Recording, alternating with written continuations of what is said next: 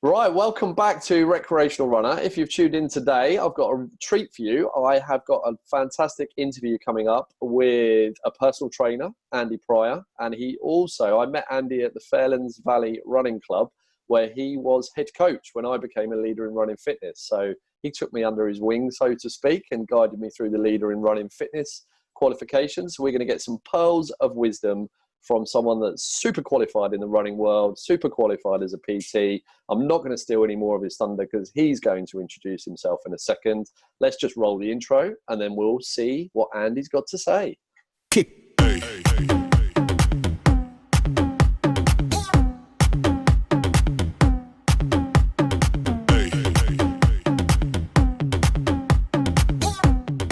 Right, so as I say, we've got Andy here today. We have decided to do this as a lastminute.com interview. So thank you very much, Andy, for joining me this evening at very, very short notice.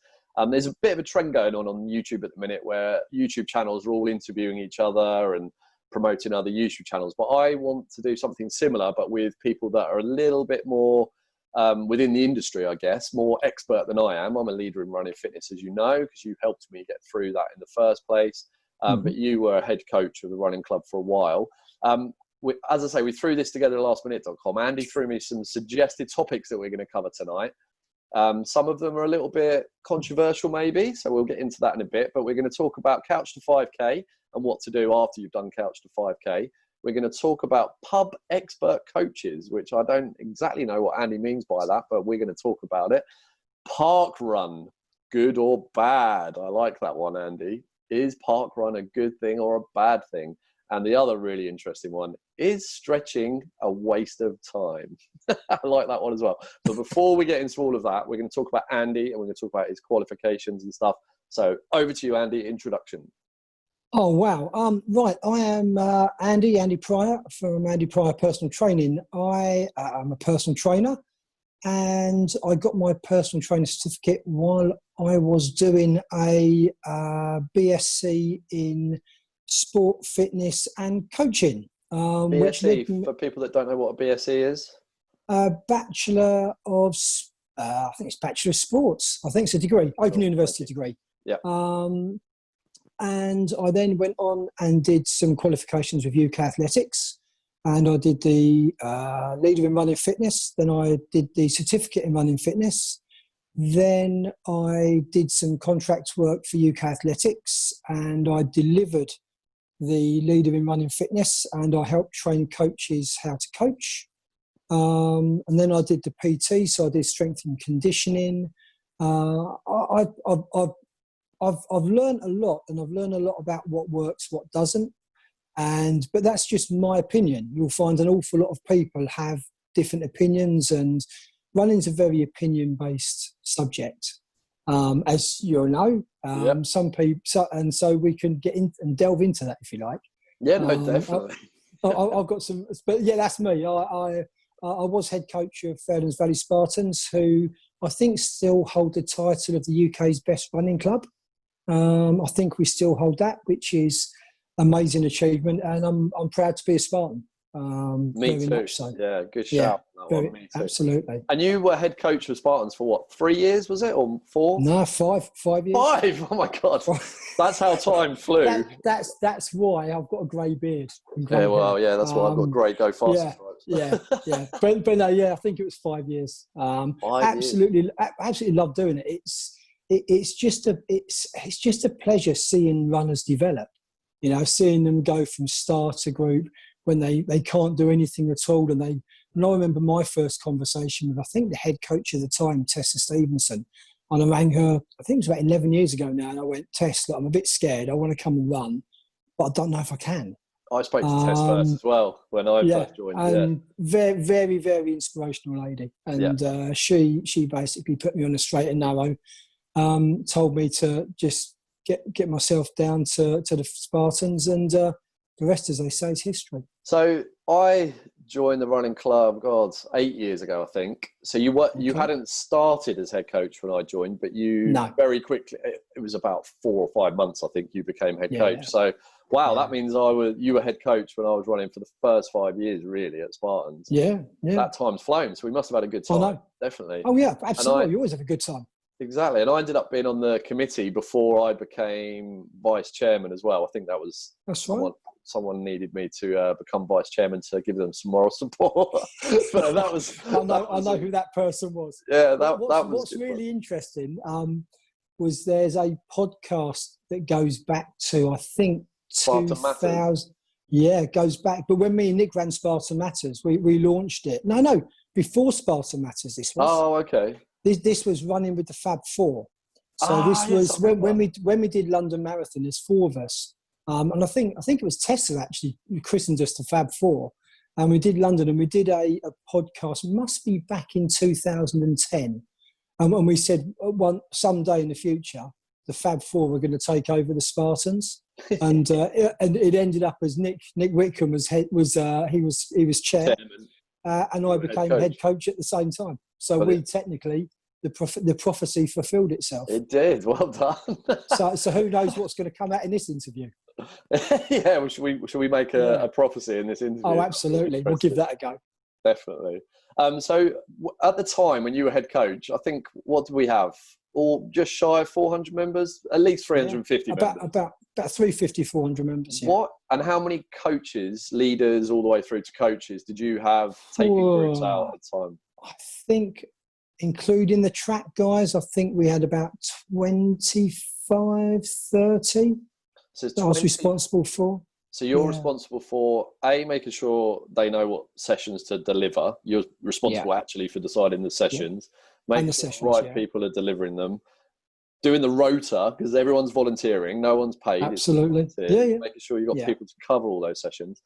You've got track on a Saturday, which needs quite a different type of coach. Yeah. You've got Monday night starter session. You've got Tuesday night interval session. I'm trying to think of all the sessions. You can jump in. Andy, a lot of sessions. Lucky. Yeah, I mean, I was very lucky. I had a very, very good team around me, and I had a very good track team that a guy called Steve Smithson. He took ownership for, and I said, "Look, Steve, we're winning stuff on the track. The ladies' team was consistently producing European Masters and UK Masters champions." And I said, look, you guys obviously know exactly what you're doing. Just crack on with that. And so I left them completely to themselves. Mm-hmm. And they did an amazing job at the track. I can't take any credit for that, because they're just awesome bunch. Dave and Tessa had run the starter group, and they launched it and ran it. And again, I had the conversation and said, look, are you happy? Are you happy to keep going? And they said, yeah, great. And I'm a great believer. If something isn't broke, you don't fix it. Yeah. If you can enhance it, great. But I knew that the conveyor belt of getting new runners into the club and then moving them to a Tuesday, Thursday when they can worked really well, because I was a product of that, as were you. Yeah, exactly. And so we knew that system worked really well. So there was no point in changing that. So I really only took ownership of the Tuesday and Thursday sessions. Yeah. So historically, Tuesday had always been intervals within the club, and we had 5-6 groups going out at the time, all of varying abilities. And Thursdays was 2 to 3 sessions was going out. Normally a development session, which was designed, and development and starters. Starters, yeah. Steady had only just been launched, and it never existed. Steady, but it fast became a popular session because people progressed from starters to steady. Yeah. But the development session, which was designed to make people stronger, faster athletes, was always the key session. Form as well, wasn't it, in those sessions? Because form. I found you especially, and a lot of the other Steve Smithson and other coaches you've mentioned. Every coach, in fact, when I wasn't a leader. You might be doing a hill session, for example. It's 20. You do your warm up, you do your mobilizations, then you have a 25-minute session on the hills, and you have your cool down and everything afterwards. But in that 25-minute session, you guys were really, I found, focused in about arm drive and chest out, pelvis in the right position. Yeah. And things you don't necessarily think about as a recreational runner. Yeah, absolutely. I mean, and to be honest with you, it's interesting that if you then take that a step further and take that to the track, Yes, they do even more work when they Yeah. put a load of drills in. They spend a whole session just on drills, and the whole product was to try to make runners more economical. So if you can make your running form better, you become a more economical runner, which then means you can run faster for longer. And there's a lot of science behind it, but generally, that if the form's right and your technique's right, then you run well. Yeah, no, that's... and yeah, go on. No, sorry, I was going to say that's Yeah. a really, really, really good point. And I've said it on a couple of other interviews with people on the channel and just generally on the channel, that if you have got the ability to go to a running club, for me, it just changed things massively. I've discussed pros and cons of being in a running club for me personally. The con being that it's just my personality. So it's just being aware of this. And you might have a stronger personality than me, but I got into the competitiveness of being in the club, doing the Tuesday night interval session, which is effectively a speed enhancement session, going and doing the Thursday session, and regularly going for the development session. So again, doing another speed session, and then probably going to the track sometimes, or going and doing a park run or a race. So there'd be 3 or 4 speed sessions in my week. And that's when, after a couple of years of doing that, I started to pick up a few niggles and injuries. And it's only when I look back now, 8 years later, that I go, that's why I was doing too much. And that's when on my channel, I've got into heart rate running, and I've got into 80-20 rule as well. 80% 20% speed work. So, but I don't think I'll be where I am now with the knowledge I've got now and the experience and the kind of network of people like you that I know and can call friends without the running club. And I think the whole point of my channel is to help beginners and help people new to running. And I think right now in lockdown with the COVID-19 situation, there's so many of them. And I would just say, and Andy's just attested to it, if you can join a running club, do, but just be aware, don't push it too hard. Would you agree with that?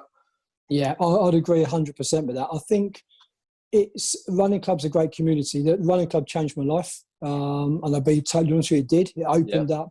I think I've now seen more of the area around Stevenage in the first 8 months of joining the running club than I had in probably the 15 years before. Met some really good friends that are still lifelong friends now, sort of 10, 15 years on. Oh, sorry, I believe 12 years on. And it gives you a good foundation. That I won't say that it answers every question, but it gives you a good foundation. And there are an awful lot of people in the club with a lot of knowledge. And it gives you more questions as well. 100%. Yeah. That's interesting. Yeah, it doesn't answer every question, but it definitely it just exposes you to so much more than you probably would never think of if you just go out on your own.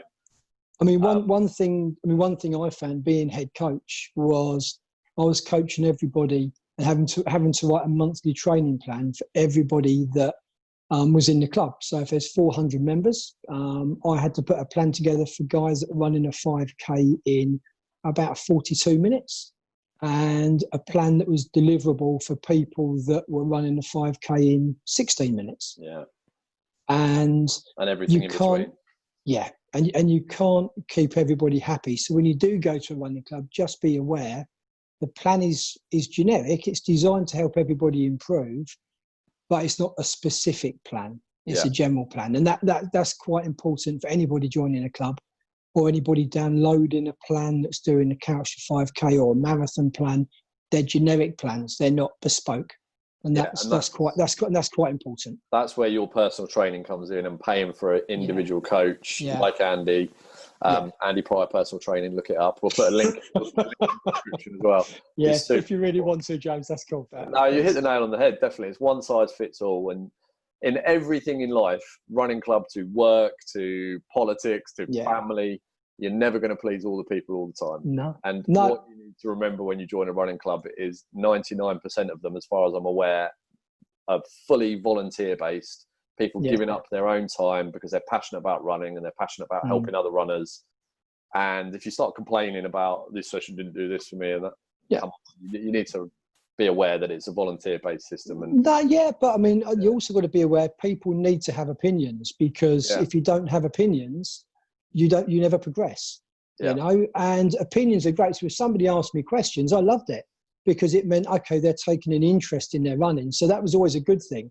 And then the question then is to ask, okay, well, why didn't you get what you needed out of the session? Okay, what did we need to tweak?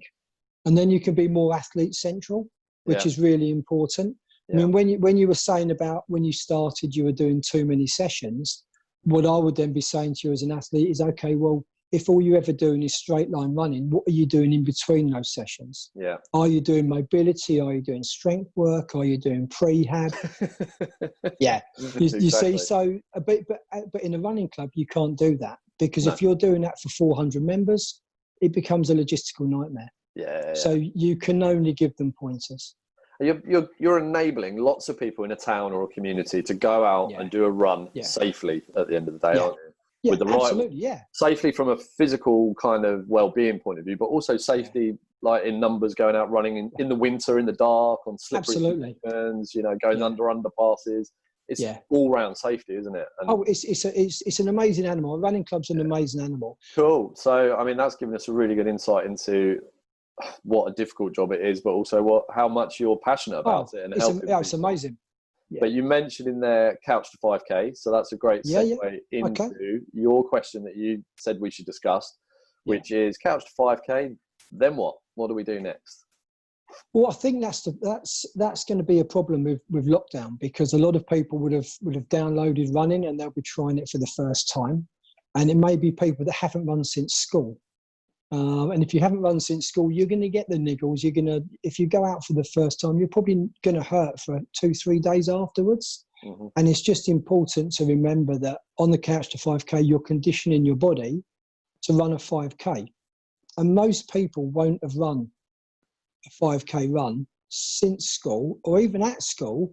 I think the longest I ran at school, if it wasn't cross country, was probably 1,500 metres. Yeah. But what UK Athletics do say is that you shouldn't be event specific. So they want athletes to go out and try as many different events and sports as they could. Interestingly, Greg Rutherford, the long jumper, he was a sprinter. He was a 100-metre sprinter who started out. Yeah. And his track coach didn't turn up one day. So the guys doing long jump said, well, do you want to join our session and give it a try? And suddenly they discovered a young lad that could jump 3 times longer than anyone else in the pit. And they said, I think we might have something here, but he would never have been discovered if he hadn't moved around and tried different things. So it's really important for any junior, if you're a footballer, try basketball, try running, try golf, try different stuff, because, I mean, I know you've interviewed the world famous Simon Jackson. Yes. I mean, he's just an animal that can do anything. I mean, I hate him. He's just too good at everything. He's a good mate as well. But but you need to find what suits you. Yeah. And the guys doing Couch to 5K at the moment, you know what, running, they may feel that they have to go out and do it, and it becomes a big stick to them. Yeah. And it's important that when you're doing Couch to 5K, you do it, but also it's something that you enjoy. Because what happens after Couch 5K, you do your 5K, you go and maybe rock up and do a park run when we get them back. But then where do you progress? Yeah. And there's not many programs in the marketplace that do 5K to 10K.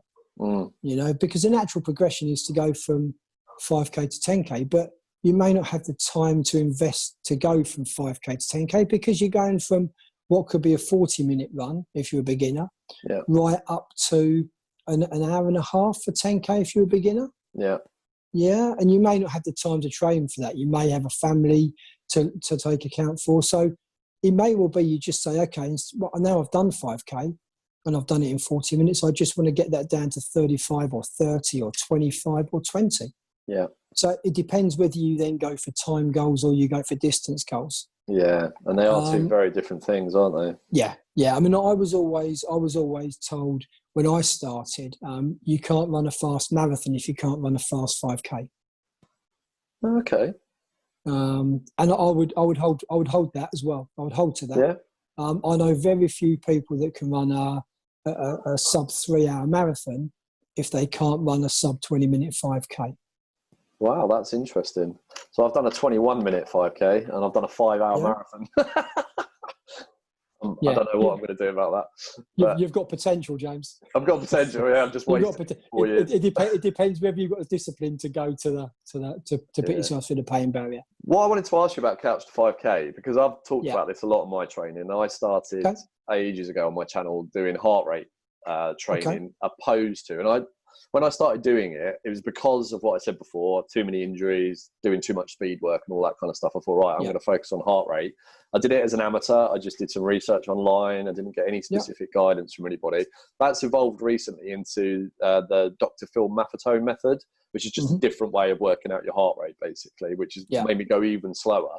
I'm super enjoying it at the minute, even though I'm having to go the slowest I've ever gone in my life. But during all of that process, I looked at the Couch to 5K, which I've never done. So I'll be honest, I've never downloaded the app. I've never tried to follow it. But I just see it from other people I've spoken to. And I know a lot of friends that tried to get into running through Couch to 5K and they quit because they weren't enjoying it, opposed to the slow heart rate stuff that I'm doing, which I'm really enjoying. But it just strikes me that it sets someone out who's brand new into running on an interval type program with no necessary guidance on how fast to do the run bit. And I just think there might be a lot of people that walk the walk bit and then run as hard as they can for the run bit, get injured, get aches and pains, get fed up, quit. Yeah. Would you agree with that? I'd agree with that. I think what a lot of people focus on is speed. Yeah. And what a lot of people should focus on, especially if we're looking at, forget Couch 5K for now, but you're looking at running generally. Yeah. There's different elements to training that you need to look at. So you've got the intervals, which generally are designed to make you a faster runner. You've got tempo threshold sessions. But when you're looking at a long run, I would say probably 80% of people do a long run too quickly. Yeah. They run too fast. Yeah. So where you're saying about slowing everything down and running at a slower rate, it's the right way to do it. You race to race. You train to train. You know, and it's getting that right. It's conditioning your body. Definitely. I mean, I've only just started reading the book by Dr. Phil Maffetone, but what you just said about when you think about running, you think about speed. And it's because of the world we live in, the media. Anything you see with marathons, any race you see on the TV or advert for something where people are running, it's always they're running fast. You never see someone doing a nice leisurely looking around trail run.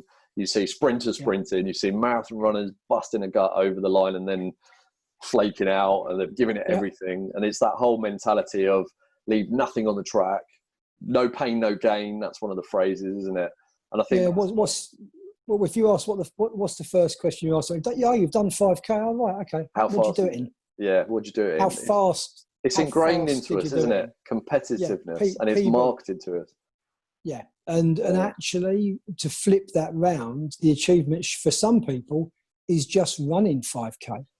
Yeah, or just being on your feet for 45 minutes or an hour instead of just half an hour. Absolutely. Even if that's walking big spells. Yeah. I mean, when I first started, I couldn't run for 5 minutes. Yeah, you know, and when I was taken out by Tessa, and she went, right, what we're going to do? We're going to go around a 5K loop. We're going to get you to run for 5 minutes. Then everyone regroups back together, and it's a really nice session. Yeah. And I was thinking, right, I can run 5 minutes, no problem at all. And 5 minutes is a long time. Yeah, when you haven't done it before. Yeah, I know. Yeah, and I don't think I could walk until we went out on the Monday, and I think I couldn't walk until the Thursday evening when I had to go out and do it again. And it was just like, do I really want to do this? But then you get used to it, and your body conditions, but then it becomes more about the people. That's why running club is such a great thing, you know. Yeah. And doing Couch 5K by yourself, you've got to really want to do it. Which is why if you're going out and just sprinting in the efforts, it's not going to be pleasant. No, it really isn't. So you really need to dial that back. Where we said earlier about focusing on technique. It's really important. Get the technique right. 'Cause everyone says running's easy, but actually to run really well, I bet if you look at somebody like Mo Farah running, and look at the guys that come over the line in London Marathon at about 4 hours. Then look at the guys that look at come me over at in 5 5 hours. hours. your technique is very, very different. Yeah, definitely. Yeah, and it all comes back to technique. Get that right.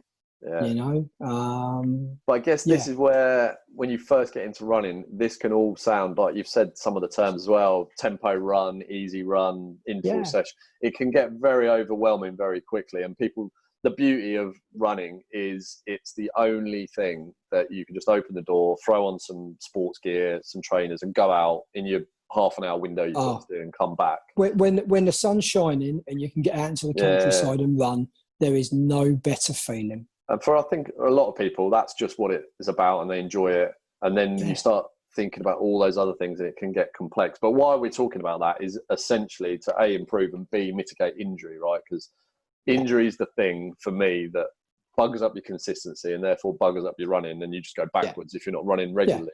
So that's why I'm doing the low heart rate stuff at the minute. Just builds that base again.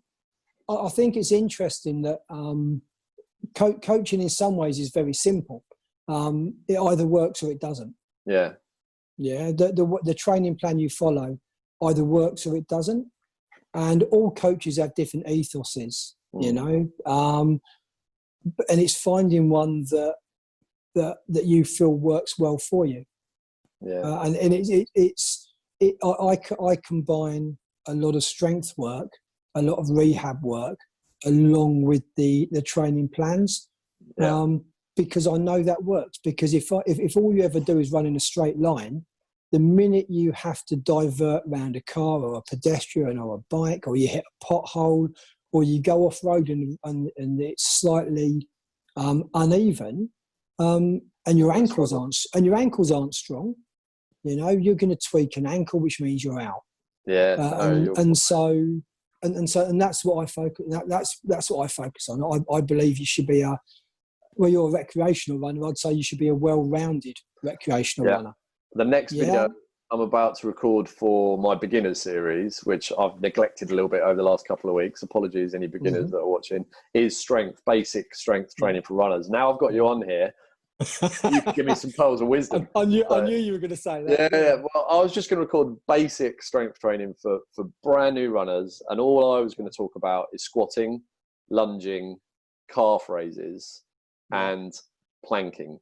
That was it. Okay. Just basic, nice and simple. You can do it in 30 minutes once a week. Now I'm preaching this, and you're preaching it because you're way more experienced than me, and you're a PT and you do this. Most runners, including myself that I know, neglect this, and this is why we get injured. So dedicating half an hour a week or an hour a week is better than not doing it at all, or only doing it once a month, which is what I do at the minute.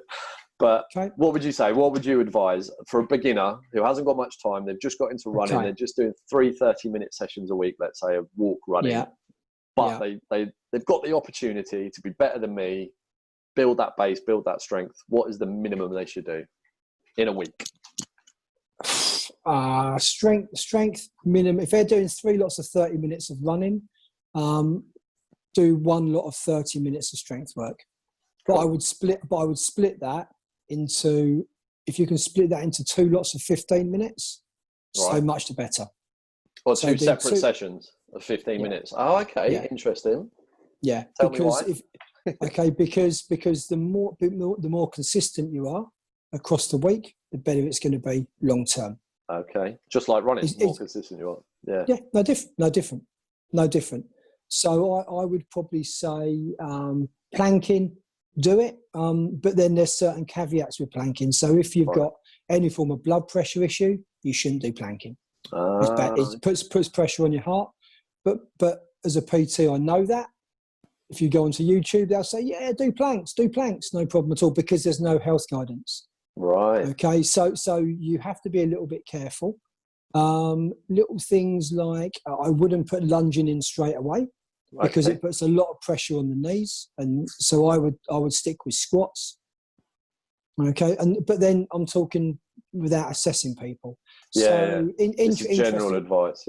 Interestingly, on Tuesday evening at the running club, we did pod sections where we have 5 athletes, and the advice was to go out, do 100-meter sprints for 8 minutes, And at the end of sets 2 and 4, put some element of strength in at the end of every 100 meters. Okay. Well, they pick the strength themselves, or you gave them some guidance? No. They as a coach, they asked us to deliver. Okay. However, I didn't. And I said, no, I'm not doing it for the simple reason I haven't got the history of everybody in my group. So I don't know what's good for them, bad for them, medication, niggles, previous injuries. And it can become a bit of a logistical nightmare. But knowing they're coaching with me, I have to protect myself as a coach. Yeah. You know, and this is where we're saying about going out and doing sort of the expert stuff. And are you a coach, or are you a PT, or what are you? Yeah.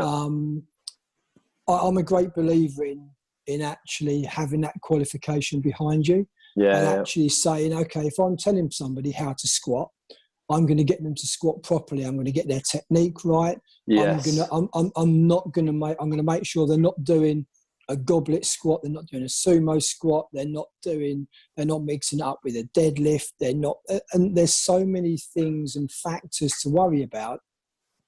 I'm glad you said that. It's getting it right, because there's go on.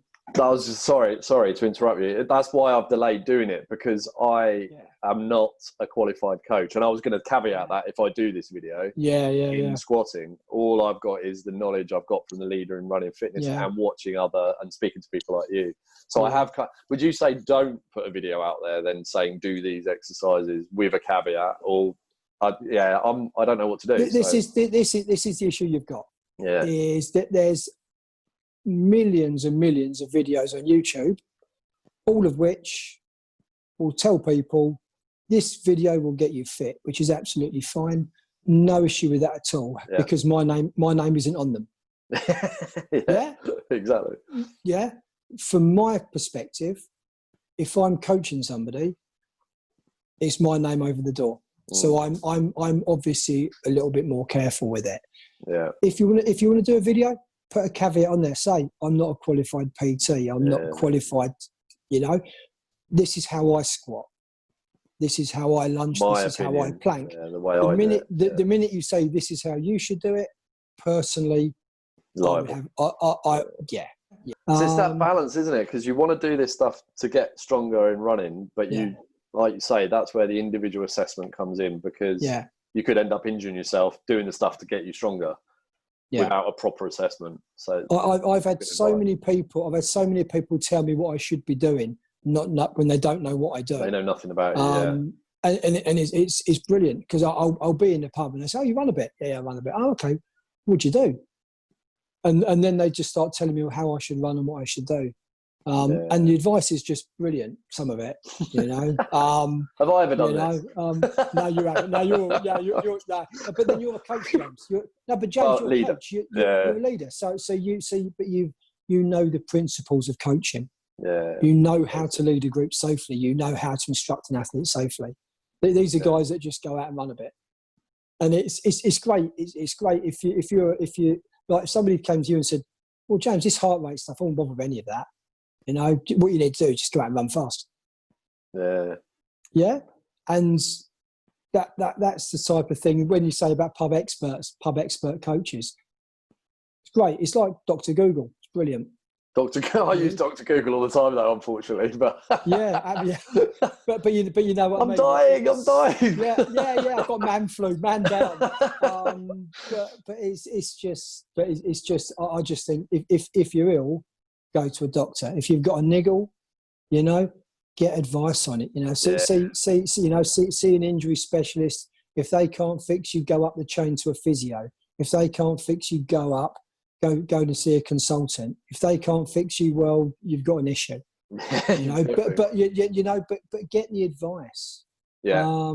If you're serious about the sport you're in, then do it. If you don't want bespoke advice, join a running club. There's volunteer coaches that all want to support you. You know, they really do. And if you want to just go on YouTube and learn to squat on YouTube, that's brilliant too. Just go and do it. You're taking action on Recreational. No, absolutely. But no, but you're taking action. what a lot of people do is they spend years saying, "Oh, I wish I'd gone out and done that." Mm. And sometimes you've just got to go out and do it, and just face the fear and just jump in and do it. Yeah, you know. no, I mean, when I started running in the September, and by the November, 3 other guys in the starter group had already talked me into doing the half marathon in the following March. Absolutely bonkers. But you know, that was what? the Fab Four, right? That's the 3 other guys. Yeah. But you know what? We did it. We got through it. It was a hideous experience because none of us were prepared for it. We had no idea what we were doing. You know. Reminded me. Sorry to take you off track, but that's reminded me of one of my favourite half marathon experiences, which is where I wasn't fit, so I wasn't going for a PB or anything. But I ended up with running with you, Kirsten, and Nikki Tao. Yeah. And we had such a laugh, didn't we? Yeah. And there was other people around us that just, because of the banter and the enjoyment we were having in the run, they said, "Can we run with you?" And we were like, "Of course you can." We were just messing around. But you know what? That's just what running's all about, isn't it? Definitely. I mean, I'll tell you, my first half marathon was at Silverstone. I kind of don't like Silverstone. It's too I had the most surreal experience. At about 7 miles, I thought I was hallucinating because I saw a giraffe going, and I was thinking, I've just lost it. I've got to stop. I can't. But I kept going. Fancy dress. And it turned out it was the guy who was running London the following year who was testing out his costume to see whether it would work or not. And I just thought I'd seriously lost the plot, and I saw this giraffe just, and it was the guy, and I was thinking, right, okay, yeah, I'm not that absolutely barking mad, but yeah, brilliant. London's brilliant. Terrible for that. The amount of rhinoceros and Jesus Christ on a crucifix. Everyone overtook me in the most ridiculous. My first London, I'm mentally scarred by this. There was a guy running as a gingerbread man. And we finished probably within 4 or 5 minutes of each other, but all the way round from London Bridge, when I went over London Bridge, which I don't remember going over. So all I can remember was the whole crowd shouting, "Run as fast as you can! You can't catch him as the gingerbread man." And I had that taunt. It drove me mental. Yeah, and that was just after Gandhi had gone past me running in flip-flops, which was just brilliant. That is one of the most demoralising things about London, though. It's great fun when you start and you see all the fancy dress, but if you have a bad run and these people in fancy dress start going past you, you're like, "Ah!" So we've done pub experts. We've done couch to 5K. What happens next after couch to 5K? It depends where you want to take it. Yeah. If you want to start building for it's a starting point. That's where you learn your tools, if you like. That's where you start to learn how to run. Once you can run continuously for half an hour, 45 minutes, you're a runner. Yeah. And then it's like, okay, where do we go from there? So with that, if you were building up to 10K, like you said, there's not many plans out there. There are a few though, because I've followed a guy on YouTube that did they call it bridge to 10K. Like couch to 5K has become a phrase now. Bridge to 10K has. So there's a few out there, but I would just say my advice was the 10% rule. So just add 10% mileage per week. Don't go, I've run 5K 3 times this week, so now I'm going to run a 7K once next week and a 6K week. Just add 10% in your total mileage to one run each week and build it steadily. Yeah, definitely. But I think you also need to mix it up. So the thing about couch to 5K is they put some interval work in there. Yeah. You need to have the interval work and maintain that. Yeah. So revisit that. But then maybe tag a mile on before it and tag half a mile on after it. Yeah. Good idea. So maybe do that. Do and then just if you're doing a weekly, I say long run, but if you're going from 5K, maybe push to 6, maybe push to 7, then maybe push to 8, and just do it that way. Just build slowly. Remember how you felt the first time you went out and ran, and remember that the couch to 5K is designed to build you slowly. Yeah. Well, that's what bridge to 10K should do. It should build you slowly to 10K. I think there's a lot of people as well that do couch to 5K and that's it. They go, I've done it now. And then they stop running for a bit. And then they think because they've done couch to 5K, now I want to do a 10K. But what they've done is they've not run for 3 or 4 months. And they're like, why can't I do 5K anymore? And running is all about consistency, isn't it? We've said it a few times already. Yeah. You've got to keep running. You can't just think, because I've done it once, I've got to that 5K, I'll have a break and then I'll do a 10K. It doesn't work. Yeah, it doesn't work. No, it's all about time on your feet. It's all about conditioning the joints and making sure they're used to running. Because if they're not, it's going to hurt. So do we go, when can we race again? Or, because we talk about 5K quite a lot, should we do park run, good or bad? Yeah, we can do that if you like. It's a 5K, isn't it, park run? Yeah, absolutely, yeah.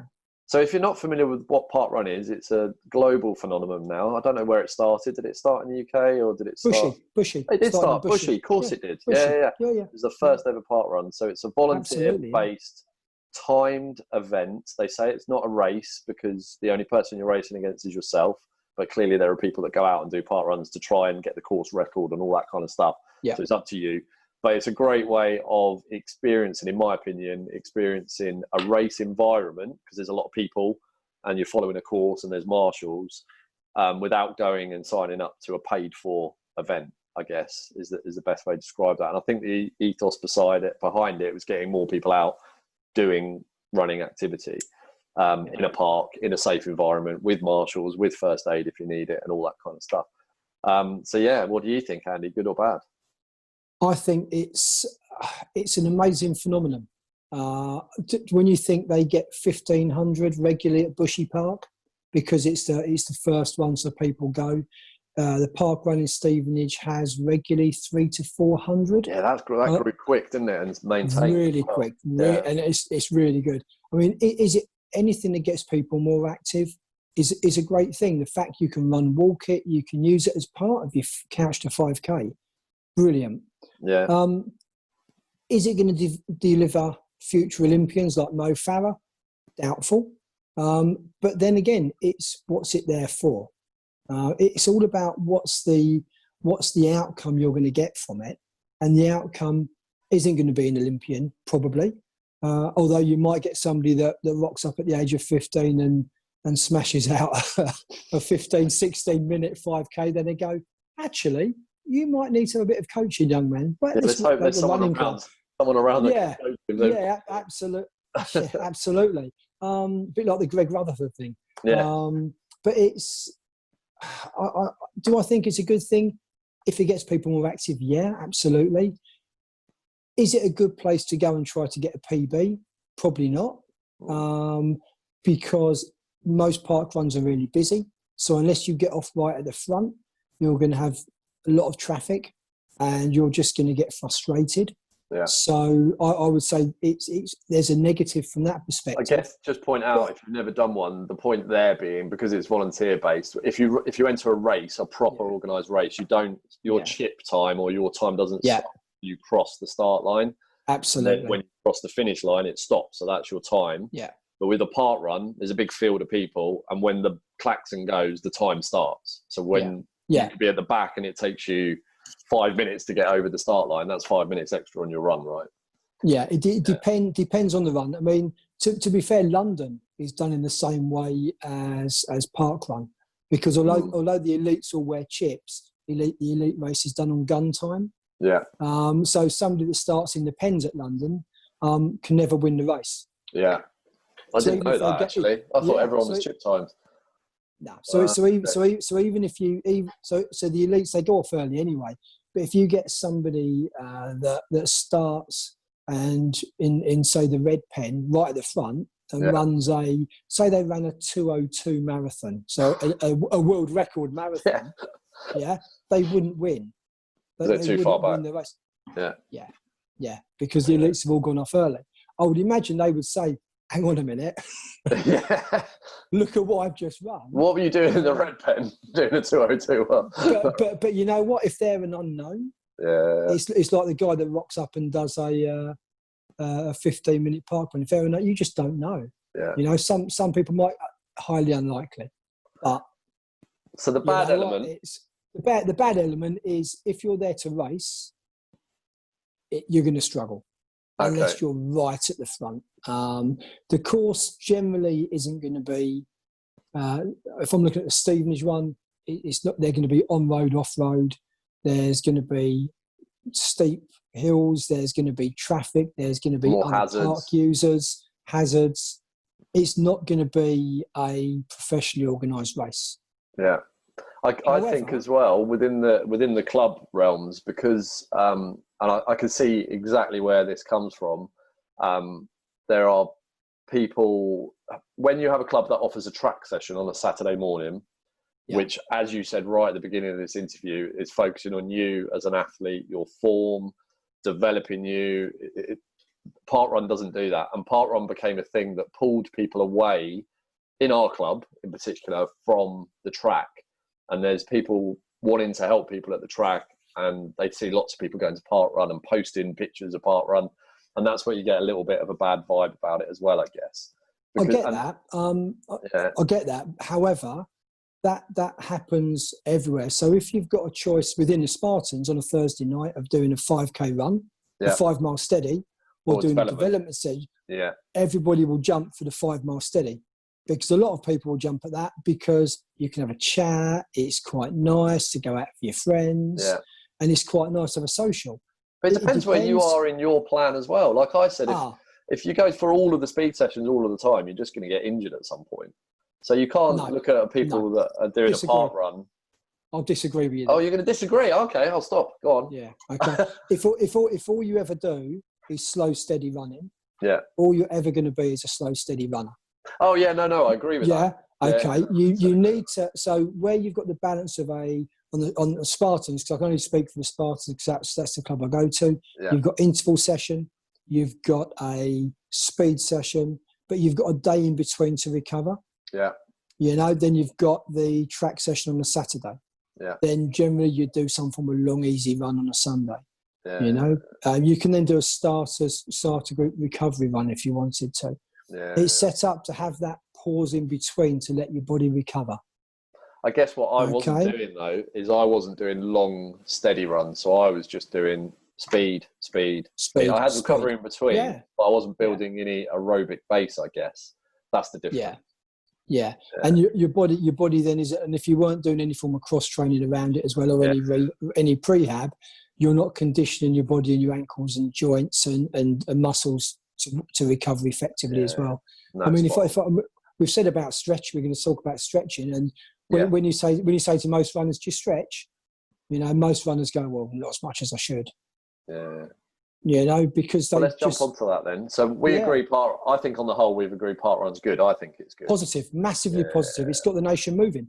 Exactly. Anything that gets the nation moving and more active, has got to be a massively positive thing. Is it going to help the elite end of the sport? No. However, it's no different to grassroots football. Sunday League football doesn't help the Premier League. But you know what? You do it because you love the sport. Yeah. If you're looking for a great progression, you do couch to 5K, park run. That gives you your test. So you go through the process. You want to run 5K continuously, right? Let's go to parkrun because there's lots of like-minded people there who want to run with you. And if you're struggling, people will support you. If you're looking nervous when you're there, somebody will put their arm around you and go, you know what, James, you'll be all right. It'll be fine. I'll run with you. Because that's what we did. But that's what we did at St. Neots, wasn't it? With Nicky and Kirst. We did that. We ran with them because they wanted to PB.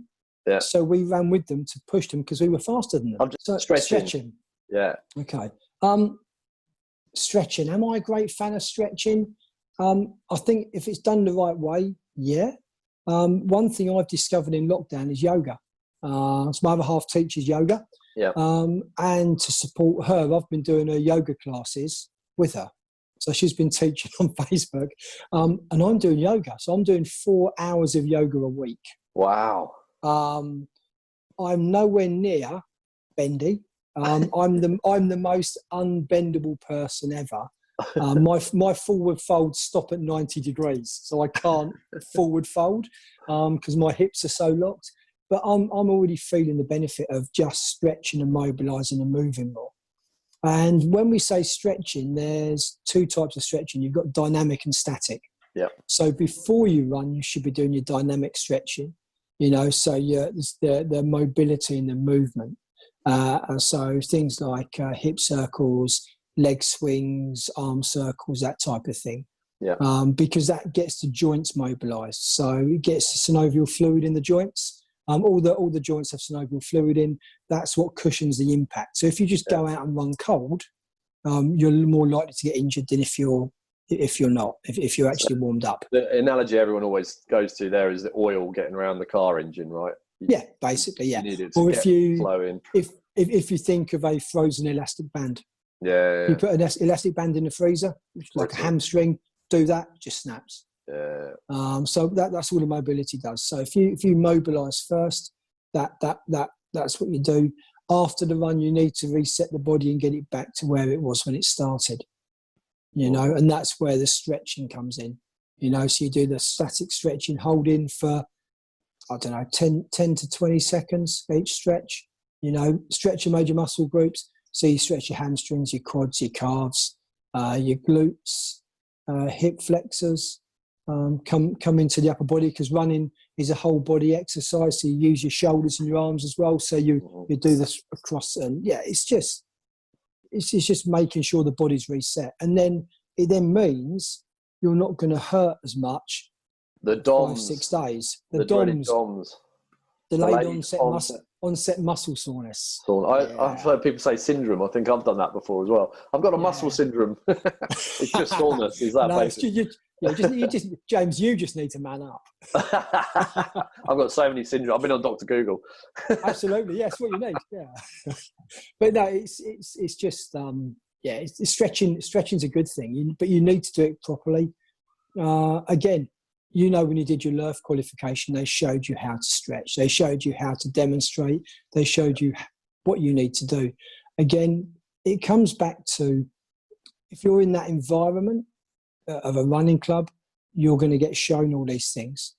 Whether you do it, even on a Sunday morning after you go out and do a Sunday morning run, even now, you see groups of guys I remember the Spartans used to be called the Wall Pusher Club. Yeah. They used to calf stretch against the wall. And the gymnastics club said, to push a wall over. And the gymnastics club said, they're the calf pushers, they're the wall pushers. But it's good. Stretching should be done, mobility, because you're moving your body and conditioning it in a different way. Good. And this is the thing. It's just, you don't just run in a straight line. Yeah. No, I'm glad you said that. I thought you were going to say something completely different to the advice I've given on my channel then. So, but obviously, because you're a coach. I've been coached by you. Yeah. I've worked with you for a long time when we were running regularly in the Spartans as well. So I've got it right, thank God. I'll tell you the best analogy is, all right, if you when you run 3-4 times a week, you get used to running 3-4 times a week. If then your other half says to you, can you go out and dig the garden on Saturday afternoon? Because I need the garden dug over. I did the garden weeded. You go out and do that, and then the next day your back really hurts. Different muscles aching in different places. Absolutely. And this is what I'm saying about being a well-rounded athlete. Yeah. It's great that you can go out and you can smash out the marathon and smash out the miles. We have covered some excellent. We've covered loads, haven't we? Andy Pryor personal training. We obviously got to finish on that and plug for you. That's cool. Are you doing any like online stuff, or is it? Well, you're doing online stuff with your clients. We do. Yeah, so I do. So I teach. So I do quite a lot actually. Let me think what I do at the moment, because government and lockdown. I'm not allowed to. I can't do sports injury and massage at the moment. Government haven't said we can do that, so that's currently closed. At the moment, we've got a small studio at home, so we're teaching via Zoom. So I do every Saturday morning. I do a boot camp in my PT group, which is free. You can jump in and do that. It's a dead easy session. We normally get about 20-25 people on Zoom doing it, and it's good fun. We always have a bit of banter. A lot of Spartans do it. I generally make it so it's runners that do it, and so it's good for runners. Yeah. I teach Monday, Wednesday, Friday, strength conditioning. I do a bit of combat, do a bit of insanity, do some dumbbells. We do PT over Zoom at the moment, and obviously my other half, she teaches yoga on Zoom as well. So I do all the yoga with her as well. So yeah, we're busy. But if you can find me on Andy Pryor Personal Training Facebook page. The website is andypryor-pt. I'll link both of those in the description. Yeah, that's cool. Well. If you'd like to, that's great. And yeah, I do training plans as well for runners. So if you do want to improve your running, but you want some specific advice for how you run and what you're looking to achieve, I can give some input there as well. Only too happy to. Brilliant. You've done nutrition plans for me in the past as well, haven't you? Is that something you still do? Yeah. To be fair, not really. Most people nowadays, they know what to eat. Yeah, they know what not to eat, but still eat it. It comes.